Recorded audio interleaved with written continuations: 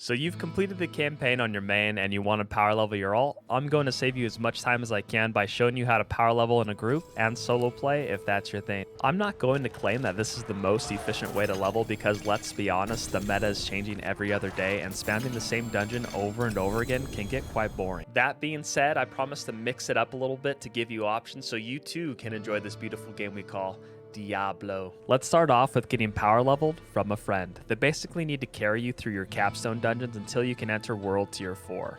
Make sure you pop an XP potion, and if you're in a full group, that also benefits you a ton as well. So you're now in world tier 4, I'd suggest farming Older's Cave. My friend Zoe told me about this dungeon for power leveling, and this is exactly what we did, and it took us a little under an hour to hit level 50. I did have an XP potion active the whole time, and we had one other person in our group. Don't worry about following the person that's carrying the group, just sit at the entrance of the cave and reset after the dungeon is cleared. You'll have plenty of legendary items to claim in your stash later. I believe the stash holds a total of 10. I received the cool Sacred Unique from my sorcerer, which surprisingly had a pretty high item level. From level 50 to 60, you'll start to feel the experience slow down, but this will be the ideal stopping point at level 60 so you can equip the ancestral gear for that huge power spike. Once your character is fully unlocked and you feel like you're strong enough for world tier 4, I'd spam nightmare dungeons with the full group.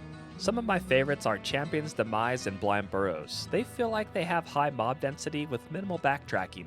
I'm sure the majority of players watching this video are solo players that don't really have an option to get pushed from level 1 to 50 in under an hour.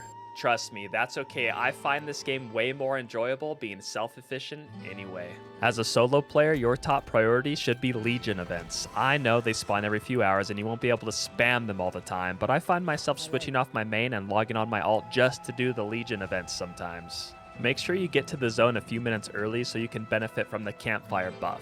Sitting by this campfire gives you up to 15 stacks for increased XP. I also recommend popping an XP potion and grouping up with 3 of the other randoms by the campfire for that extra group XP. Remember that some Legion events will be locked behind a stronghold and you will need to clear that stronghold to access it. So just be sure to clear that whenever you feel strong enough. My second priority would be doing the Tree of Whispers. It gives you quite a bit of XP and also allows you to target farm certain item slots for upgrades. I'd suggest targeting the dungeons in red first. They will give you 5 Grim Favors, and you'll also unlock an aspect of power if you haven't already. After you clear all of the red dungeons and turn in your Grim Favors to the Tree of Whispers, your next priority would be just to farm your favorite dungeon. Dungeons seem to get hotfixed every other day now, so there is no such thing as the perfect dungeon. Instead, just farm dungeons that you haven't completed before to unlock aspects of power. Prioritize core aspects for your build, and then fall back on target farming your favorite dungeon again. When you're around level 50 and in World Tier 3, you can also take advantage of Helltide events. Go slay some demons and open both of the 175 chests up. You can find their locations at helltides.com. The forgotten souls you receive from doing this are undervalued in my opinion, and you'll need a heavy supply of these for late game. When you're finally in World Tier 4 and you can kill everything efficiently, start spamming Nightmare Dungeons. Try to stay 2 to 3 levels from the monster level to be more efficient at clearing. The loot will come over time, and I can't express enough on how important it is to level your glyphs.